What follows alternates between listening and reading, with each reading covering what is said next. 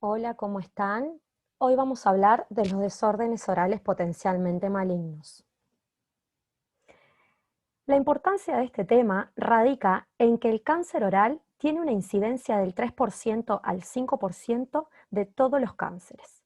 Dentro de los diversos tipos de neoplasias malignas, el carcinoma oral de células escamosas es el que sucede en un 90% de las veces. En sus etapas iniciales se presenta de manera asintomática y debido a esto, más del 60% de los pacientes consultan con lesiones avanzadas y 50% tienen metástasis ganglionares en la consulta inicial. Solo el 50% de los pacientes diagnosticados siguen vivos después de 5 años del diagnóstico inicial. Y por todo esto anteriormente dicho, es muy importante tanto la prevención como el diagnóstico precoz. Los desórdenes potencialmente malignos se definen como cualquier anomalía de la mucosa oral que esté asociado con un riesgo estadísticamente mayor de desarrollar cáncer. Este concepto ha tenido una evolución a lo largo del tiempo. En 1978, la OMS realizaba una clasificación en lesiones precancerosas y estados precancerosos, por ser factores de riesgo para la progresión del cáncer. En 1997, Pinborg y colaboradores, en colaboración con la OMS, plantearon una nueva clasificación, en la que diversificaron las lesiones precancerosas tanto por su aspecto clínico e histológico y detallaron las condiciones precancerosas. En ellas incluyeron a la leucoplasia, eritroplasia, queilitis actínica y el líquen plano oral. Más adelante, en 2005, la OMS englobó un amplio espectro de lesiones y condiciones bajo un solo término denominado desórdenes orales potencialmente malignos y los definieron como aquellos tejidos alterados morfológicamente en los que es más probable que el cáncer ocurra. En 2017, la OMS realizó la última publicación avalada y confirmada por ellos, donde se encuentra la lista actual de los desórdenes orales potencialmente malignos que utilizamos en la actualidad. Por último, en el 2020, el Centro de Colaboradores de la OMS para el Cáncer Oral convocó a un taller de expertos para discutir los avances en el conocimiento y los cambios recientes en la comprensión de los desórdenes orales potencialmente malignos. Estos colaboradores están avalados por la OMS, por lo que es altamente posible y probable que sus sugerencias sobre modificar cierta terminología, algunas definiciones, sea aprobado finalmente, a corto tiempo o a largo tiempo, pero aprobado en fin. El potencial de transformación maligna es el riesgo de estar presente el cáncer en una lesión en el diagnóstico inicial o en el futuro, normalmente expresado en porcentajes. La presencia de un desorden potencialmente maligno aumenta el riesgo de padecer cáncer bucal en cualquier parte de la cavidad bucal, esté afectada o no.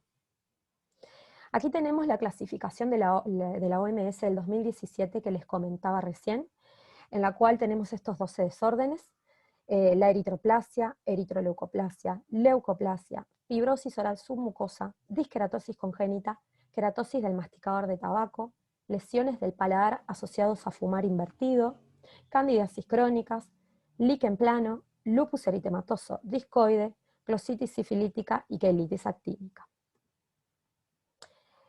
Como les comenté también recién, se sugirieron en el 2020 cambios por el Centro de Colaboradores de la OMS para el Cáncer Oral y están expresados en esta diapositiva, en la cual podemos ver cómo la eritroleucoplasia, que antes era una entidad independiente, ahora el consenso propone eliminarla como una entidad independiente y subclasificarla bajo leucoplasia no homogénea.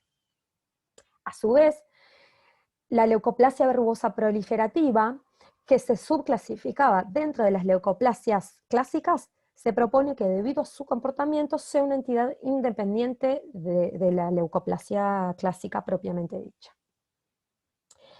Más abajo podemos ver que se propone agregar 2 lesiones nuevas, que son las lesiones liquenoides orales y la enfermedad de injerto contra el huésped. Bien, la leucoplasia se define como una placa blanca de la mucosa bucal de cuestionable riesgo, habiéndose excluido otras enfermedades o desórdenes conocidos que no conllevan un mayor riesgo de cáncer. La etiología de la leucoplasia, podemos decir que tenemos una etiología idiopática, una etiología asociada al tabaco y estas dos son las más avaladas. El factor etiológico más relevante en relación con la leucoplasia es el consumo de tabaco, tanto fumado como aplicado tópicamente. Alrededor del 50% de las lesiones en fumadores se resuelve al suspender el tabaquismo y más del 95% de las lesiones por mascado de tabaco desaparecen al discontinuar su uso. La evidencia del virus del papiloma humano, como está ahí abajo mencionado, es controvertida. Se encontró un gran porcentaje de lesiones leucoplásicas HPV, pero no se ha comprobado la relación causa-efecto. De igual manera, tampoco hay evidencia de la relación de la Candida albicans con la leucoplasia oral. Epidemiológicamente hay una prevalencia mundial unificada de 2,6%. Afecta generalmente a personas por encima de los 40 años y la prevalencia aumenta a partir de esa edad. Hoy se acepta una menor incidencia que hace unos años. Hay mayor incidencia en varones que en mujeres, de 3 a 1. Sin embargo, en la leucoplasia verrugosa proliferativa se da más en mujeres. Es un término estrictamente clínico, la leucoplasia, que se realiza por exclusión de otras lesiones. Para poder confirmar el diagnóstico se hace mediante un estudio histopatológico, el cual nos va a dar un diagnóstico definitivo. Y el factor etiológico es muy importante establecerlo para una lesión blanca, es decir, establecer el factor etiológico para una lesión blanca excluye el diagnóstico de leucoplasia, excepto en el caso del tabaco. Ahora vamos a clasificar las leucoplasias. Se reconocen 2 tipos clínicos de leucoplasias, homogéneas y no homogéneas. La distinción de estas es puramente clínico y se basa en el color de la superficie y las características morfológicas y tienen alguna relación con el resultado del tratamiento y del pronóstico. A su vez se subclasifican las homogéneas en nodular, verrugoso y eritroleucoplasia. La nodular o no homogénea presenta pequeñas proyecciones polipoides redondeadas rojas y blancas. La verrugosa son proyecciones afinadas, verrugosiformes. La eritroleucoplasia presenta placas blancas y rojas. Es muy importante definir y explicarles que las leucoplasias no homogéneas principalmente pueden presentar ulceración superficial y además tienen un riesgo de transformación maligna superior a las leucoplasias no homogéneas.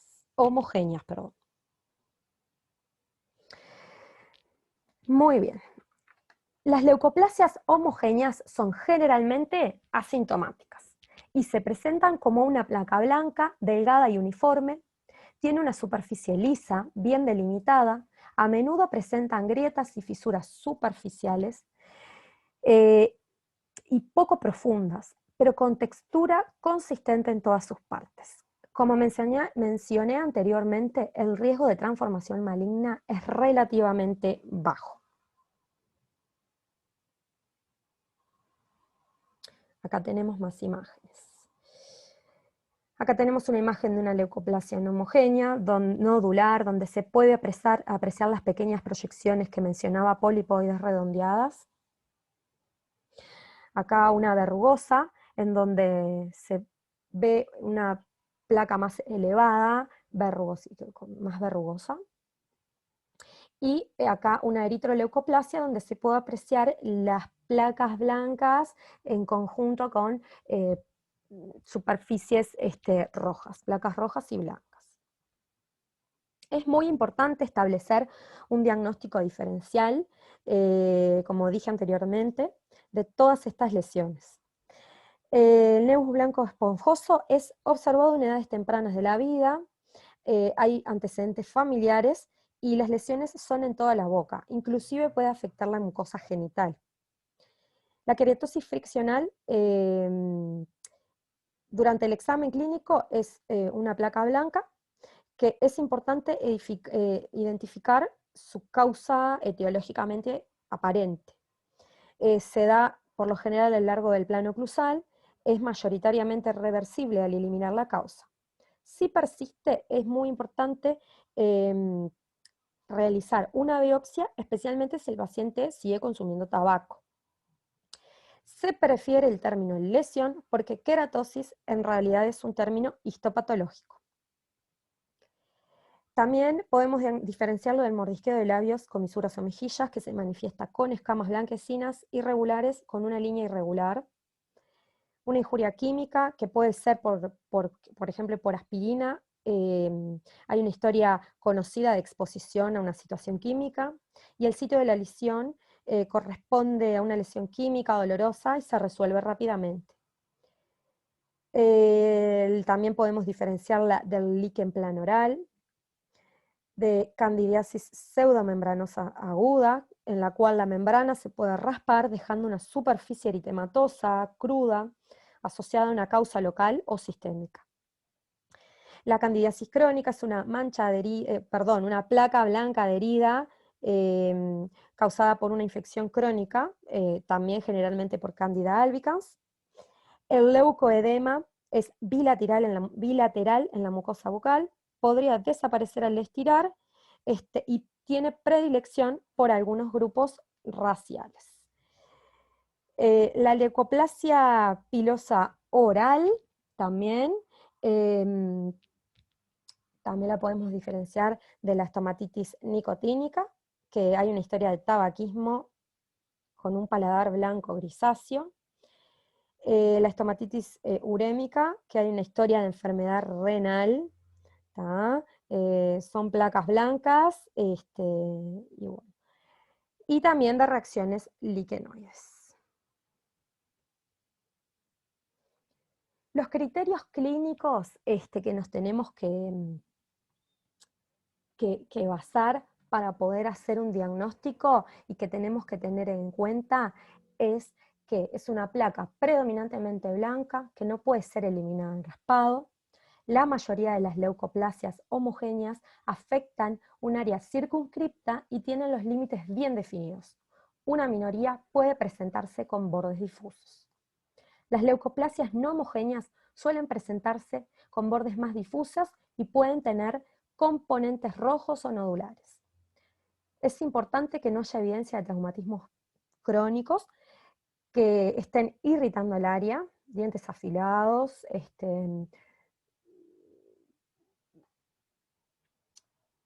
fricción masticatoria, una placa blanca en la encía debido al cepillado excesivo de los dientes.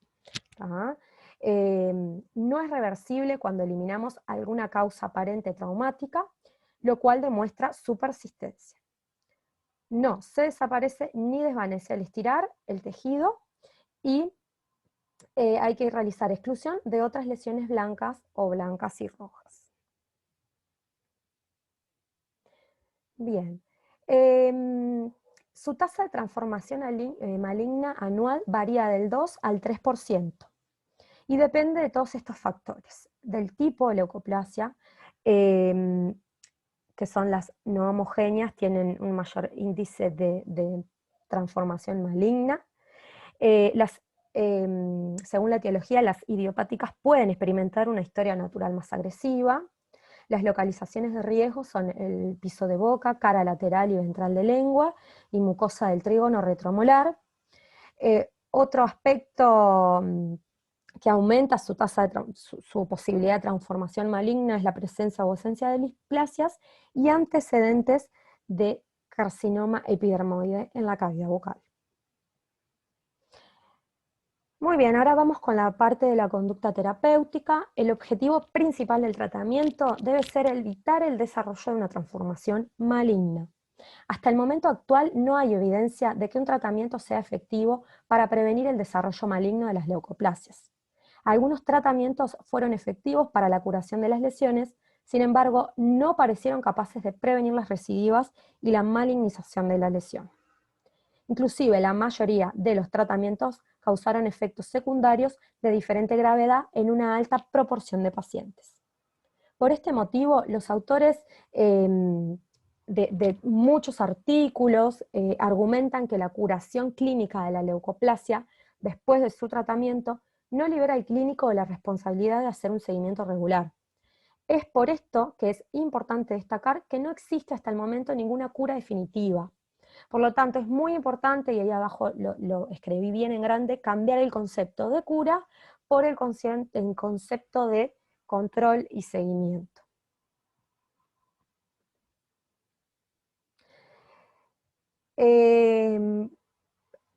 Como primer conducta terapéutica a tomar, es importante modificar los hábitos del paciente.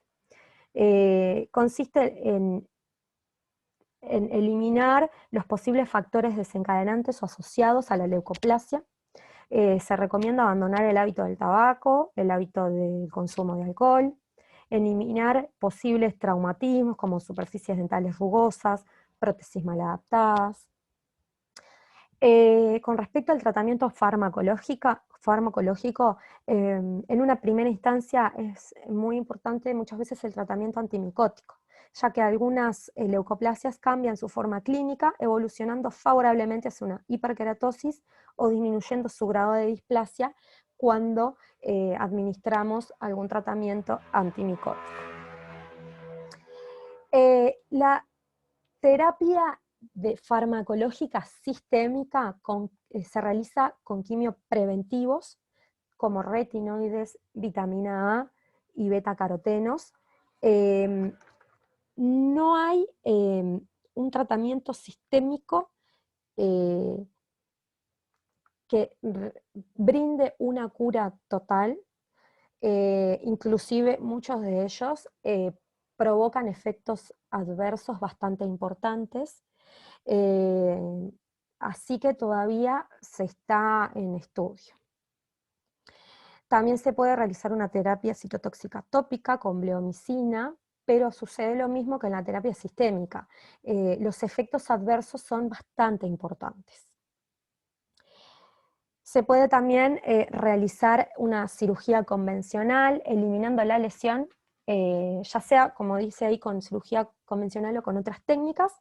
Se realiza para eliminar el tejido alterado, aunque no está demostrado que esto sea efectivo, ya que hay recurrencias y además el desorden oral potencialmente maligno implica que también puede desarrollarse neoplasias malignas en cualquier parte de la mucosa bucal. Sin embargo, se sigue utilizando la cirugía, tanto convencional como de otro tipo, para eliminar esas lesiones. Se propone eliminar con un margen de 3 milímetros a las superficies adyacentes y 1 milímetro en profundidad. Y bueno, la cirugía convencional está muy recomendada para realizar las biopsias principalmente y poder realizar el estudio histopatológico, y para eliminar lesiones que no sean lesiones por completo, que no sean muy extensas, ya que si bien se puede realizar en lesiones más extensas, son procedimientos que resultan en un aumento del dolor postoperatorio, edema, cicatrices, limitación de funciones, dependiendo su localización y su extensión. La ablación láser es una opción que garantiza la reducción del dolor postoperatorio, edema e inflamación leve, y preserva la movilidad y funcionalidad de los tejidos tratados. Y otra ventaja es el efecto hemostático. Y todo esto permite el tratamiento de grandes áreas afectadas. El efecto hemostático también nos brinda la posibilidad de que el tratamiento, el intraoperatorio sea mucho más reducido y poder tener una mayor visibilidad. Hay muchos tipos de láser y hay muchas investigaciones para utilizar todos esos láseres, pero todavía también se encuentran en estudio y tampoco hay una certeza de que realmente no vuelva a haber una recidiva de la lesión. También tenemos la crioterapia, que destruye localmente los tejidos lesionados mediante congelación con spray frío, y la terapia fotodinámica, que se realiza aplicando un fotosensibilizador en la zona afectada, que se acumula en las células con proliferación anormal, y la irradiación de la lesión con una luz láser con determinada longitud de onda, que conduce a un daño inducido por la luz en estas células anormales, sin mucha influencia en las células normales.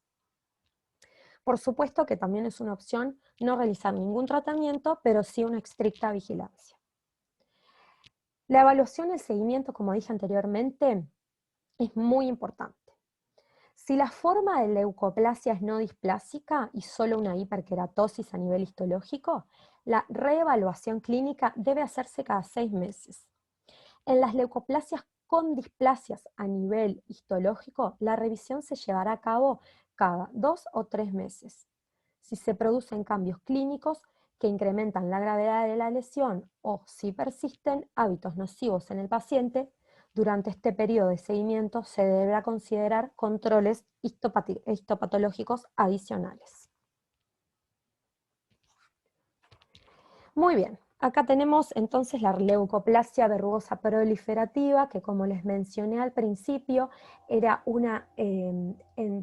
estaba dentro de la subclasificación de las leucoplasias, pero ahora se considera como una entidad independiente.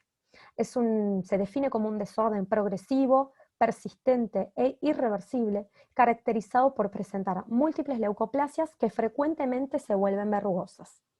Su etiología es desconocida, aunque se ha relacionado con el tabaco, con el consumo de alcohol, con el virus del papiloma humano, del Epstein-Barr, con la Candida albicans y con aberraciones de genes específicos y sobreexpresión de la telomerasa, pero todavía no hay nada definido.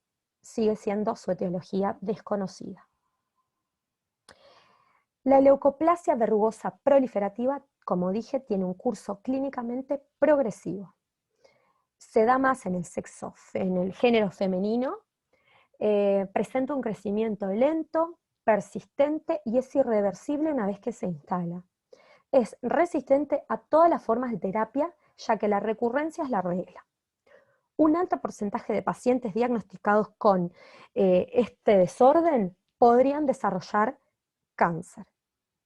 Una reciente revisión sistemática estimó una proporción de 49,5% de pacientes que tienen este desorden y desarrollan cáncer. Y este desarrollo del cáncer ocurre muchas veces 8 años después del diagnóstico inicial.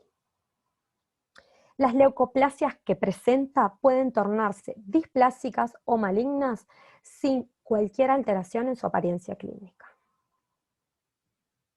Acá tenemos imágenes de la leucoplasia verrugosa proliferativa. Se puede ver áreas extensas, abarca áreas extensas, zonas nodulares, bastante irregulares, con placas blancas y también placas rojas. Acá también se puede ver la extensión de estas lesiones, las cuales van de a poco incrementando su tamaño a lo largo del tiempo. Nosotros tenemos que valerlos de ciertos criterios diagnósticos para el diagnóstico de estas lesiones. Se tiene que identificación de leucoplasia con una zona verrugosa, para realizar el diagnóstico de la leucoplasia verrugosa proliferativa, con la participación de 2 o más sitios. Aunque la presentación inicial podría apreciarse con lesiones blancas planas sin ningún componente verrugoso. El tamaño mínimo en conjunto es de 3 centímetros. La propagación y el aumento del área implicada, que es lo que decía hoy, comienza con lesiones de tamaño pequeño, pero luego se van propagando y aumentando su tamaño a lo largo del tiempo. Aunque se realicen tratamientos, estas lesiones recidivan, ¿tá? Y siempre se necesita al menos un informe de la biopsia para descartar transformación maligna en ellas.